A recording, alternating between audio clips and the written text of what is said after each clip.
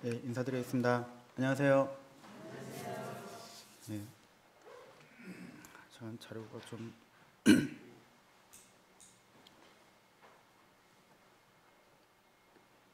바로 나오네.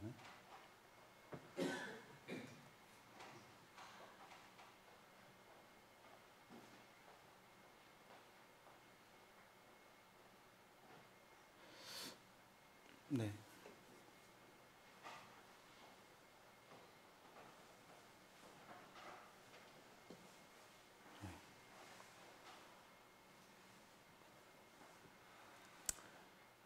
저희 지난주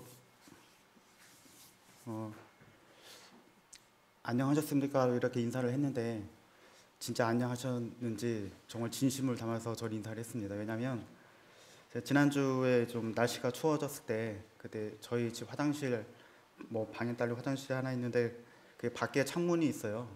직접 문 여는 창문이 있어가지고 그쪽으로 너무 위풍이 너무 세길래 제가 매년 그 비닐막 같은 걸로 이렇게 덮거든요. 그래서 잠깐 그 작업을 잠깐 한 10분 동안 드릴 좀 이렇게 들어서 했습니다. 네. 바로 다음 날부터 어깨가 좀 이상한 거 한쪽이. 그래서 그때가 수요일 저녁 집에 가서 했던 것 같은데 그 다음 날부터 조금 이상하더니 금요일 되니까 조금 더 아파요. 그래서 팔이 이만큼 올라가더라고요. 그래서 토요일 날 병원 가봐야지 했는데 토요일 날도 바쁜 일 때문에 출근하느라 못 갔습니다. 그래서 저녁 때가 됐는데 옷을 벗는데 너무 아파가지고 갑자기 어떤 느낌이죠? 꽉 쥐어 짜고 딱딱하게 굳으면서 막 참을 수 없는 고통이 있지 않습니까? 그래서 아마 우리 자매님들도 특별히 많이 그런 어깨 아프신 분들 많이 있으실 텐데 이게 뭐지 하면서 했는데 그날 저녁부터는 잠을 못 잤어요. 아파가지고 막 이제 우신우신우신하고 하는데 주일까지 그렇게 이틀 정도를 잠을 못 자고 그래서 이제 엊그저께 월요일 아침에 바로 출근하자마자 책상 앞에 앉았는데 한쪽 그 팔을 이렇게 얹어놔야 되는데 이게 안 되는 거예요. 그래서 어쩔 수 없이 바로 그냥 인사만 하고 바로 나와서 저기 병원을 갔었습니다. 그래서 갔는데 이렇게 엑스레이를 찍어보더라고요. 엑스레이를 찍어봤는데 이렇게 어깨 요 사이에 보니까 조그만 알갱이가 하나 보여요. 그래서 그걸 보면서 아 이것 때문에 그렇다고. 그래서 아마 석회나 그런 게 그 어떤 쪼가리 때문에 신경이 눌려져 가지고 저 근데 그게 그 조그만 쪼가리가 이렇게 큰 어깨 통증을 유발할 줄은 전혀 몰랐습니다. 그리고 아마 이제 그 신발을 신으면 그 조그만 돌멩이만 들어가도 잘 걷지 못하는 것처럼 아마 그것이 아니었나 하면서 한 두 가지 사실을 또 다시 경험했던 것 같아요. 한 가지는 평소에 굉장히 중요하지만 잘 지키지 못했던 것들에 대해서 한번 생각을 해보게 됐고 일단 건강이죠. 그리고 또 어떤 거라고 생각하십니까? 우리 뭐 자기 아내가 될 수 있고 예. 그리고 어머니가 될 수 있고 뭐 또 남편이 될 수가 있고 예. 저는 이제 건강할 때는 잘 몰랐는데 한번 조금 아프고 나면 굉장히 내가 그동안 어떻게 했지 막 내 생활 습관을 한번 돌아보고 그렇게 하잖아요. 그래서 이제 한 가지는 정말 중요한 것을 평소에 간과하면 안 되겠구나. 습관의 중요성을 좀 한번 또 다시 생각을 해보게 되었고 또 한 가지는 이렇게 작은 그 조그만 석회 알갱이가 이 어깨 전체를 못 움직일 정도로 통증을 유발시키는 거에 대해서 우리 그 말씀에도 보면 어떤 쓴뿌리가 난 이제 그런 부분이 있지 않습니까? 그래서 그런 부분에서도 뭐 그 가족의 어떤 가정에서나 또는 어떤 뭐 사회생활에서나 또는 뭐 직장 생활에서든 뭐 교회 생활에서든 예, 그런 어떤 쓴뿌리가 있다는 사실은 참 나는 잘 모르겠지만 또 다른 사람들 힘들게 할 수도 있겠구나라는 생각도 한번 해보게 되었습니다.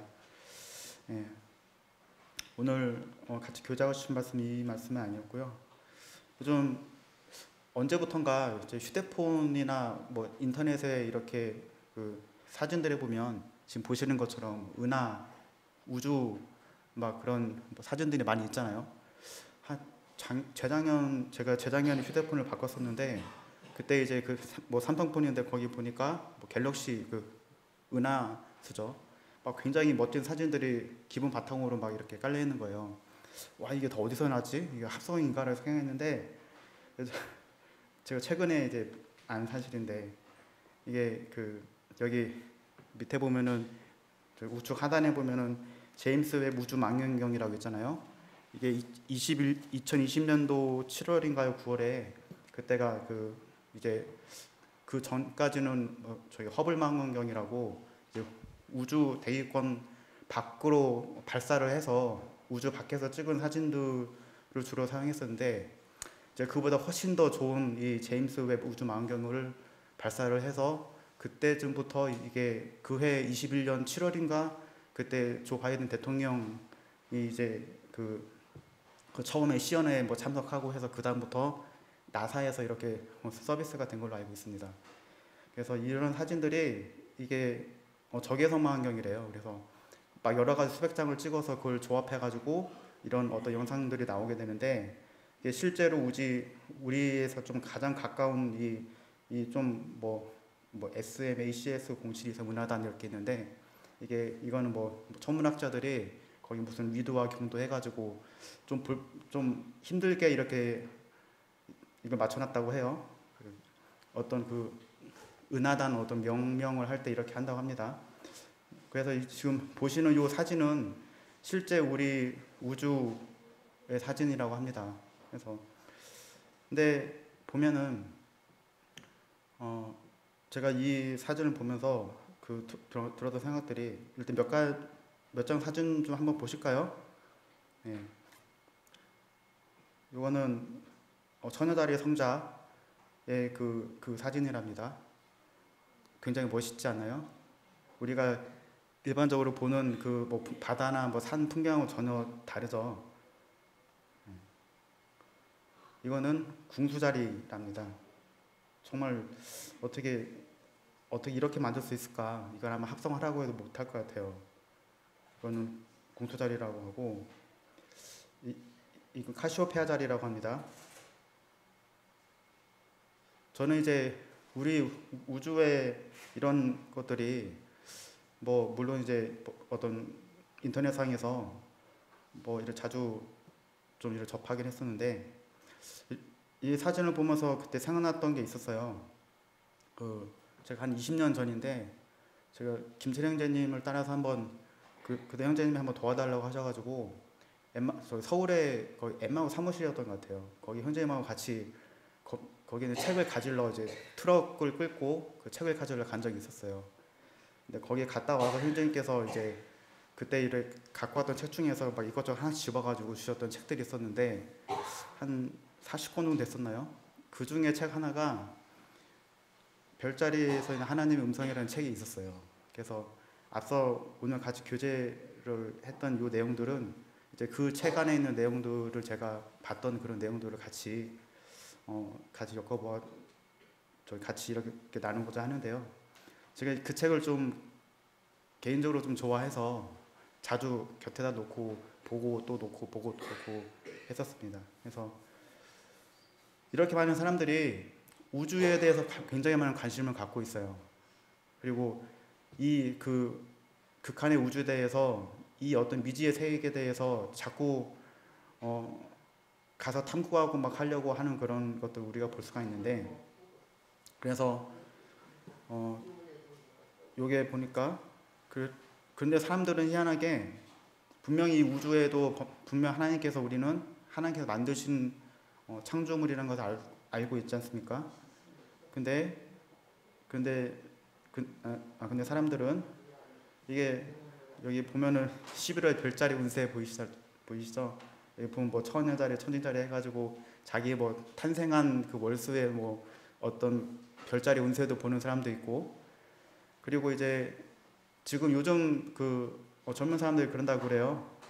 어떤 청춘 남녀가 만나면 뭐 서로 어떤 별자리 성격을 해가지고 서로 이를 맞춰본다고 그럽니다. 그래서 여기 보면 뭐 타투한 거 보이시죠? 이게 다 별자리 타투를 한 건데 이렇게도 한다고 해요. 뭐 지금 뭐 저희 때는 그렇지 않았었는데 그래서 이걸 보면서 이 과연 성경에서는 이런 부분들 분명히 하나님께서 만드신 요 사실들을 이 성경에서는 어떻게 말을 하고 있나 라는 그 책이 바로 이 별자리에 담긴 하나님의 음성이라는 책입니다.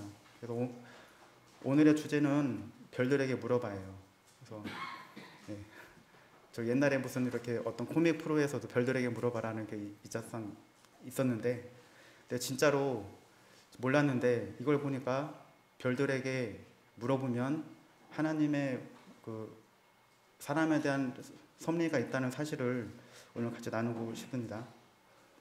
자, 이 별들의 창조 목적을 보면 이 말씀 일단 두 구절 먼저 나오는데, 창세기 1장 16절 말씀 보면 하나님이 두 큰 광명을 만드사 큰 광명으로 낮을 주관하게 하시고 작은 광명으로 밤을 주관하게 하시며 또 별들을 만드시고.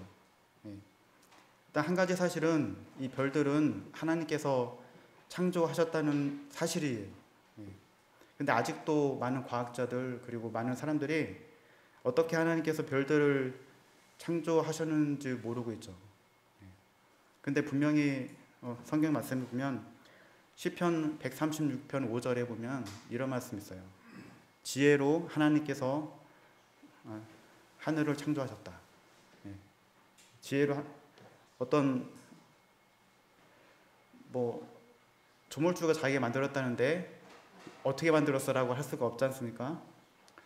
제가 저번에도 한번 말씀을 드렸었는데, 저희 회사에 기술연구소에 어떤 저 형님이 있어요. 근데 그 형님 항상 저를 볼 때마다 하나님 있는 거 나한테 증명 좀 해줘봐 막 그래요. 저 일단 그럴 때마다 그 얘기를 합니다. 아니 그 형님이 그리는 그 도면이 그 제품이 그냥 나왔냐고 그렇게 물어보는데, 하나님께서 별들을 지으셨습니다. 그리고 그 밑에 시편 8편 3절에서 4절 말씀에 보면 주의 손가락으로 만드신 주하늘과 주 베풀어 두신 달과 별들을 내가 보오니 사람이 무엇이 간데 주께서 저를 생각하시며 인자가 무엇이 간데 주께서 저를 권고하시나이까. 여기 보시면 주의 베풀어 두신 달과 별들 나오지 않습니까? 베푼다는 건 뭐예요? 그 별의 적시의 적소에 그거를 두었다는 그런 뜻이 아니겠습니까? 그래서 이 말씀을 봐도 많은 과학자들이 말하기를, 그리고 아마 천문학계에서는 정설로 돼 있을 겁니다. 빅뱅이라는 말 들어보셨어요? 우리 그 가수 빅뱅이 아니라 빅뱅. 우주가 조그만 점에서 압축되고 조그만 점으로 힘이 엄청나게 우측했다가 빵 터져서 싹 퍼진다는 게 바로 빅뱅 이론입니다. 예. 그러면 어떻게 될까요? 조그만 원에서 쫙 퍼졌기 때문에 그냥 모든 곳에 다 별의 개수가 똑같아야 돼요. 어떻게 보면은 그렇겠죠. 이렇게 중심에서 좀 가까운 데는 별들이 좀 많을 거고, 점점 갈수록 그 분포층에 대해서는 비슷해야 돼요. 근데 이 뒤에서 보시지만 저희 그 과학자들이 나중에 알게 된 사실이래요. 저희 북두칠성 아시죠? 근데 그 북극성 뒤 공간에 약 3억 광형 정도 이 뒤에 공간들은 그 별의 밀도가 다른 지역에 비해서 10분의 1밖에 안 된답니다. 그것도 이제 허블 망원경이 개발이 되고 그때에서야 이제 알려진 사실이라고 그럽니다. 예. 그러니까 이건 어떻게 보면 빅뱅 이론의 그런 허구성이라는 것을 쉽게 알려줄 수 있는 그런 사실이었죠. 예. 그래서 아마 이 말씀을 시편 8편 3절 보면 별들을 내가 보오니, 이 시편 기자는 그 별들을 보면서 이 별들에 나타난 하나님의 섭리가 무엇인지를 정확히 알고 있었던 것 같습니다. 네.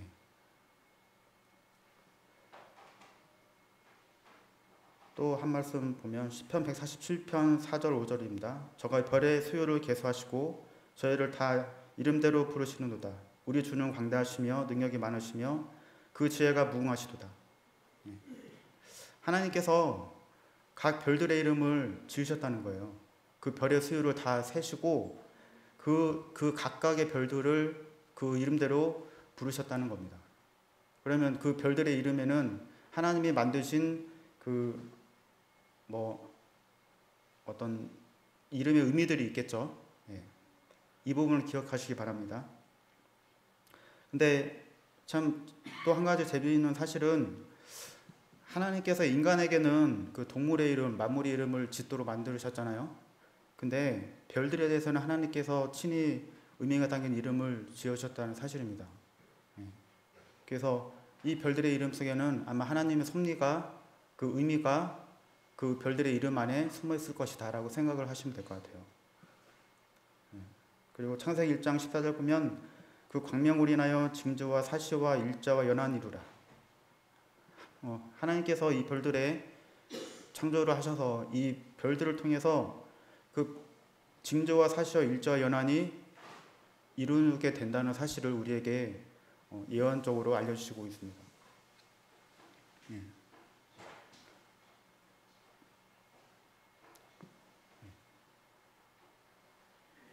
그래서 이 성경에는 우주에 나타난 하나님의 영광에 대해서 이 말씀들이 있는데, 시편 19편 1절에서 4절 보면 하늘이 하나님의 영광을 선포하고 궁창이 그의 손으로 하신 일을 나타내는도다. 하늘이 하나님의 영광을 선포한대요. 그리고 이 궁창, 우리 공간이죠. 저기 하늘 공간에 그의 손으로 하신 일을 나타내고 있다고 여기 이 말씀에 나와 있고, 날은 날에게 말하고 밤은 밤에게 지식을 전하니 언어도 없고 말씀도 없으며 들리는 소리도 없으나 그의 소리가 온 땅에 통하고 그의 말씀이 세상 끝까지 이르도다. 하나님 해를 위하여 하늘에 장막을 베푸셨도다. 언어도 없고 말씀도 없고 들리는 소리도 없는데 하나님의 소리가 온 땅에 통하고 그의 말씀이 세상 끝에 이루어졌다는 사실입니다. 저는 이 말씀을 보면서 옛날에 우리처럼 이렇게 하나님 말씀 복음을 직접 듣지 못한 시대에는 어떻게 알았을까, 그런 고민을 한 적이 있었는데 근데 할 필요가 없더라고요. 언어도 없고 말씀도 없고 들리는 소리도 없지만 하나님의 소리가 이 별들을 통해서 온 땅에 통하고 그의 말씀이 세상 끝까지 이르렀다라는 말씀이 분명히 나와 있지 않습니까? 그래서 그 밑에 말씀 보면 로마서 10장 18절 말씀 보면 그러나 내가 말하노니 그들이 듣지 아니하느냐, 그렇지 아니하니 그 소리가 온 땅에 퍼졌고 그 말씀이 땅까지 이르렀도다 하느니라. 우리는 그 말씀이 땅까지 다 이르렀다는 사실을 우리는 알 수가 있는 거예요. 그래서 그 로마서 1장 20절 말씀 보면 창세로부터 그의 보이지 아니하는 것들 곧 그의 영원하신 능력과 신성이 그가 만드신 만물에 분명히 보여 알려졌나니 그러므로 그들이 핑계하지 못할지니라. 우리는 이 별들을, 하나님의 이 별들을 포함한 그 하나님의 능력과 신성이 만물에 분명히 보여 알게 된다는 그 말씀을 우리가 기억해야 할 것입니다. 근데 사실 우리 현대인들은 그런 걸 전혀 잘 모르잖아요. 아마 제가 이 책도 절판이 된 걸 알고 있어요. 그래서 지금 미국에서 사용하는지 모르겠지만 저희 국내에 그때 현장님께서 주셨던 책도 그때 거의 20년이 한 20년 넘었죠. 그때 책이라 지금 제가 다른 시중에서 본 적도 없고 인터넷에도 이 책에 대해서 찾아봤는데 없더라고요. 그래서 일단 그런데요. 그러면 이 성경에 나오는 별들에 뭐가 있을까요? 한번 보시죠. 욥기 9장 8절 10절입니다. 그가 홀로 하늘을 펴시며 바다 물결을 밟으시며 북도성과 삼성과 묘성과 남방의 밀실을 만드셨으며 측량할 수 없는 큰 일을 셀 수 없는 기이한 일을 행하시느니라. 여기 보시면 삼성 나오셨습니까? 우리나라 삼성 기업이 있잖아요. 저는 아마 그 아들들을 놓고 삼성이라 졌을까라고 생각도 한번 해봤습니다. 그걸 잘 모르겠습니다.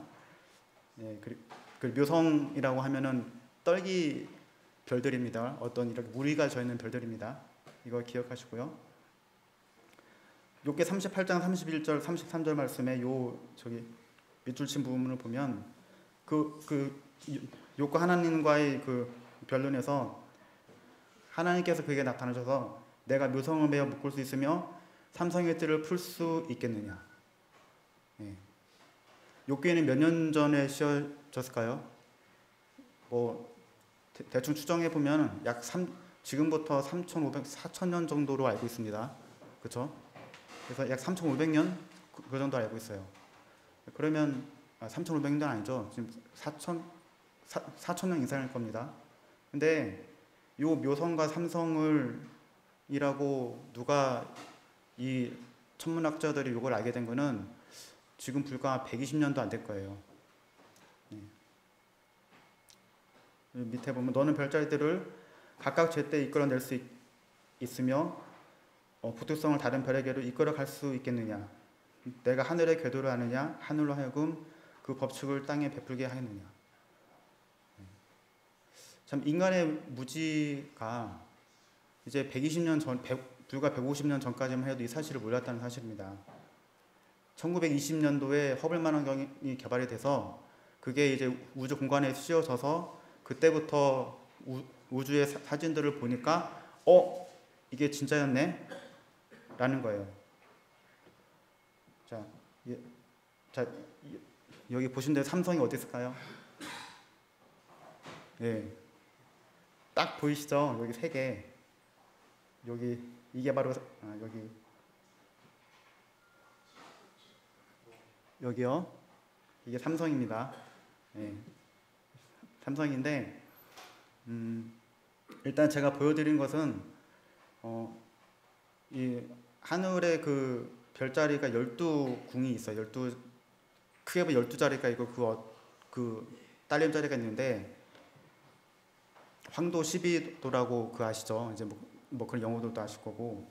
그래서 그 별 12궁성을 놓고 그 어떤 별의 운동을 우리가 관측할 수가 있는데 그 별들 12궁성에서 주로 오늘 시간상 또 같이 나누고자 하는 것은 이제 한 자리, 이 황소자리라는 것을 갖고 이런 말씀드릴 건데 일단 이 오리온 자리의 삼성이라는 것은 요 별 3개입니다. 근데 요 별에 각각 의미하는 바는 뭘까? 아마 우리가 알고 있는 점성술이나 아니면 어떤 별자리 운세, 지금 우리가 흔히 부르고 있는 뭐 처녀자리, 천칭자리, 뭐 황소자리 이것도 원래는 이제 고대 바빌로니아에서 그 별자리들에 관한 그 별들의 각각의 의미들을 왜곡시켜서 바빌론의 지금으로 말하면 이란이죠. 그쪽에 이라크 이제 그쪽에 있는 점성가들이 그것을 왜곡시켜 가지고 그 후에 그것들이 어떤 로마나 이런 휘랍 신화에 같이 이렇게 짬뽕이 되면서 지금의 별자리 운세나 그렇게 크게 많이 왜곡이 됐다고 제가 그렇게 알고 있어요. 그래서 지금 우리가 보는 모든 별자리 운세들은 다 왜곡된 사실들이에요. 아마 이 별자리에 담긴 그 하나님의 섭리를 사람들이 알지 못하도록 아마 그 사단이 그렇게 하지 않았을까 저는 그렇게 생각을 하게 됩니다. 이 삼성의 의미를 보면 이 별들이 맨 위에 있는 요 별 보이시죠? 이게 알리탁이라는 뜻입니다. 근데 이 별의 의미는 상하신 분이래요. 그리고 그 맨 밑에 보는 이 민타카 요 의미는 회생제물을 나누다라는 뜻입니다. 근데 오리온 자리는 원래 그리스 신화에 등장하는 어떤 사냥꾼 오리온의 모습을 이렇게 형상한 것이라고 하는데 보면은 별이 이렇게 세 군데가 이렇게 딱 일직선으로 보이시죠? 근데 이 별이 지구에서 이게 딱 일직선으로 나날이 있는 곳이 아니라 지구에서 여기 한 개는 약 이 어떤 민타카라는 요 별은 1200광년이 떨어져 있다고 해요.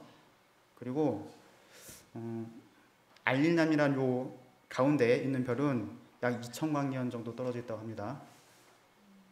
그리고 알리탁 요거는 약 800광년이라고 그래요.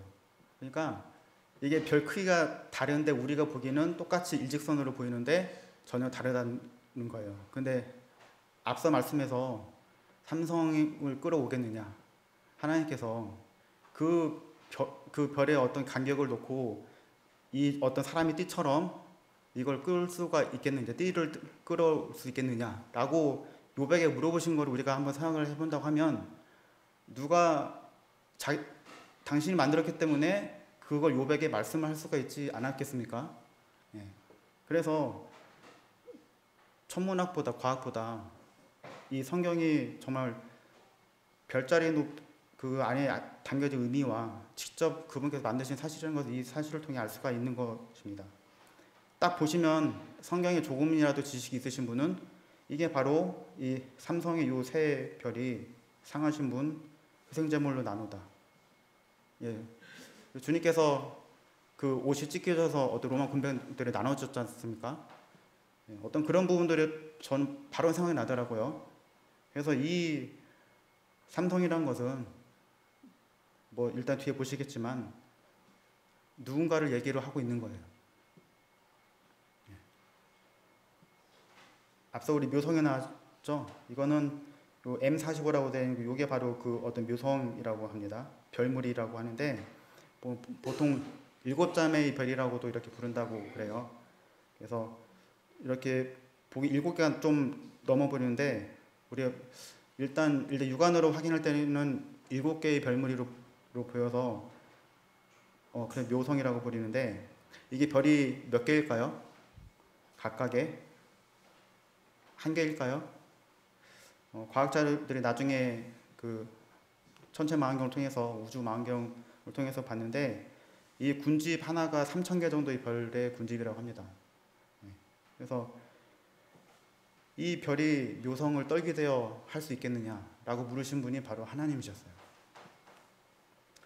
그럼 누가 만들었을까요? 하나님 만드신 겁니다. 앞서 여기 보시면 이게 오리온 자리라고 여기 돼 있고 이게 타우루스라고 황소 자리입니다. 이 전체가 황소 자리와 그 어떤 딸림 자리라고 이렇게 있는데요. 그래서 이 별들의 의미를 한번 보시면 좀 더 정확해집니다.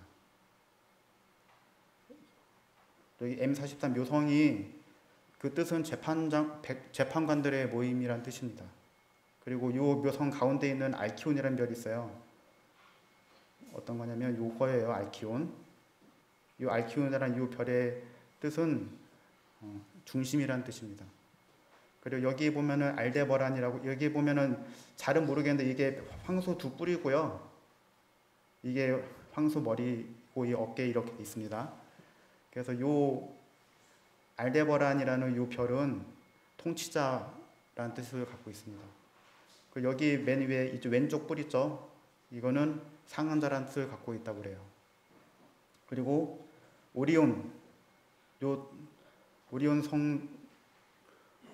오리온의 뜻은 빛으로 오신다를 뜻을 갖고 있다고 합니다. 그리고 여기 밝게 보이는 이 베텔기우스라는 이 별은 가지의 오심. 예. 우리 그 구약 성경에 나오지 않습니까? 그 다윗의 가지에서 이렇게 나온 그 말씀이 있죠. 예. 그리고 요 리겔이라는 이 별은 짓밟는 발이라는 뜻을 갖고 있고요. 여기 보면은 이 별을 여기 보시면 벨라트릭스라는 별이 있는데 이거는 속히 오심, 단번에 멸하심이라는 뜻을 갖고 있다고 그래요. 그리고 이 별은 사이프, 상하다. 우리 창세기 3장 15절 말씀에 여자의 후손의 발꿈치가 상하게 된다 라는 그 말씀이 있지 않습니까? 이 별들의 각 이름들의 그 의미는 우리가 딱 봐도 누구를 말씀하고 계신 건가요? 예. 우리에게 오실 재판장이 우리의 범죄함을 위해 상하셨던 분임을 우리는 분명히 알 수 있습니다. 그가 임하는 날을 누가 능히 당하며 그에 나타나는 때 누가 능히 서리요. 이 말씀들은 이 별들에 나타난 그 각각의 의미들이 우리가 깊게 볼 때에 세상에 별들에게 물어보지 않았던 제 자신을 좀 많이 반성하게 됩니다. 일어나라 빛을 발하라. 이는 내 빛이 이르렀고 여호와 영광이 내 위에 임하였습니다. 보라 어둠이 땅을 덮을 것이며 캄캄함이 만민을 가리려니와 오직 여호와께서 내 위에 임하실 것이며 그의 영광이 내 위에 나타나리니 나라들은 내 빛으로 왕들은 비치는 내 광명으로 나오리라.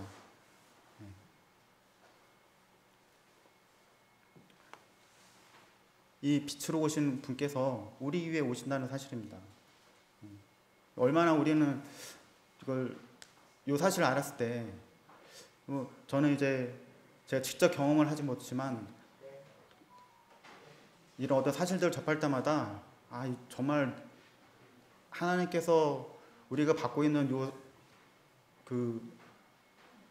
우리를 긍휼히 여기시고 우리를 사랑한다는 그 사실의 크기를 알 수가 있는 것 같아요. 요 밑에 보시면 또 이렇게 이렇게 나오잖아요. 이렇게 길게 있죠. 이게 에리다누스 강짜리라고 이렇게 나오는데 이 끝에 조그만 별이 있어요. 이 아케르나르는 뜻은 강의 훔이라는 뜻입니다. 그리고 이 별은 쿠루사라는 별인데 아래로 굽어지다는 뜻이에요. 그리고 이 별은 조우락이라는 요거 예. 이거는 흐름이라는 뜻입니다. 근데 이 에리다누스 강짜리라는 이거는 왜곡은 됐지만 그 히랍 신화에서는 이 강짜리는 불타는 강이라는 그런 의미를 갖고 있어요.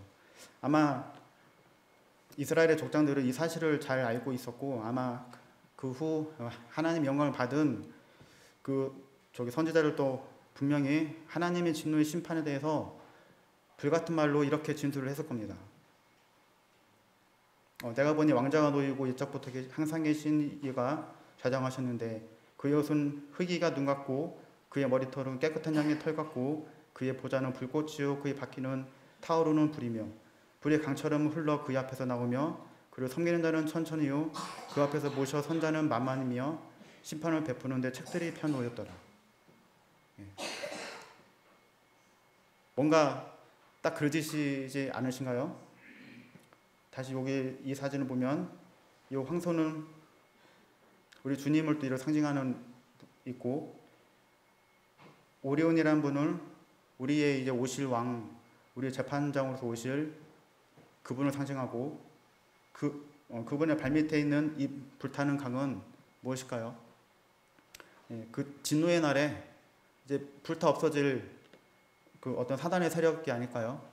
그리고 그 죄로 인한 그런 불타는 강에 그 불못에 갈 수밖에 없는 그 죄인들을 위한 하나님의 보호하심이 이 별자리, 이 금우공, 이 황소 자리에 나타나 있다는 사실입니다.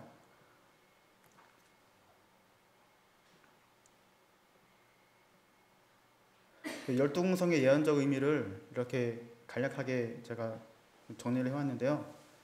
천여공은 천의 몸에서 나신 예수 그리스도를 상징합니다. 그리고 천신공은 죄의 값이 치러져서 나를 구속하신 예수 그리스도를 상징합니다.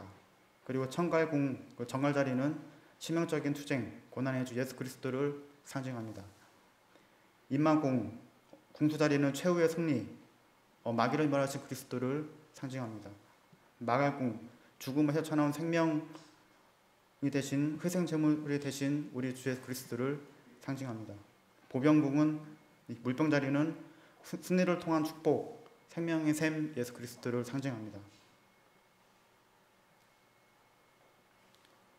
쌍화공 물고기 자리는 나를 자유케 하신 예수 그리스도를 상징합니다.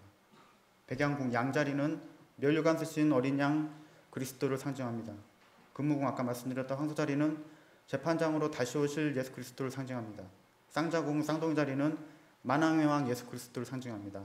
거해공 개자리는 선한 목자 예수 그리스도를 상징합니다. 사자공 사자 자리는 승리하신 유대지파의 사자 예수 그리스도를 상징합니다. 요 각 별들에 있는 그 각 별자리의 어원이나 의미나 그 각 별들의 모든 이름들이 바로 우리 주 예수 그리스도를 상징하고 있다는 그런 내용입니다.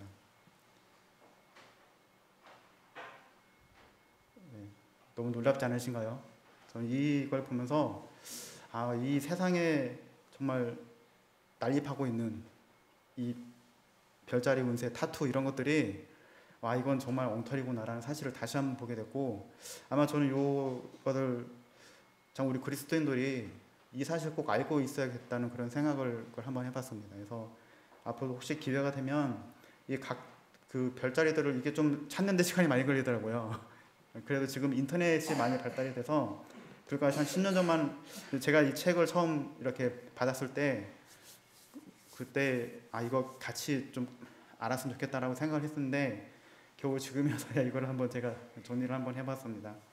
그래서 우리 학생들도 있고 그리고 청년들도 있고 이렇게 있는데 아마 이런 사실들을 우리가 분명히 알고 있어야 아마 그 어떤 복음을 전하는 데나 또는 그런 어떤 왜곡된 그런 것들에 관심을 기울이지 않지 않을까라는 그런 생각을 한번 해봤습니다.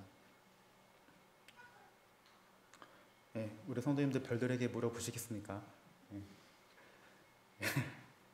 그래서 이제 저 교재를 준비하면서 정말 땅만 쳐다보고 있는 사실이 참 한편으로는 좀 많이 부끄러웠습니다. 왜냐면은 정말 하늘을 바라봐야 되는데 그냥 하늘을 바라보라는 말이 그냥 주님을 바라보라는 말도 있었지만 하늘을 보면 별들이 보이잖아요. 이 별들에 담긴 그 의미를 우리가 묵상을 할 때에 진짜 하나님께서 우리를 사랑하시는 그 사랑의 크기를 이 하늘을 보면서 우리가 더 알 수 있지 않을까라는 생각을 해보면서 이 힘드실 때 지금 상황에 어떤 상황에서도 하늘을 바라보시고 같이 참 우리 하나님의 사랑을 많이 느끼셨으면 좋겠습니다. 상입니다.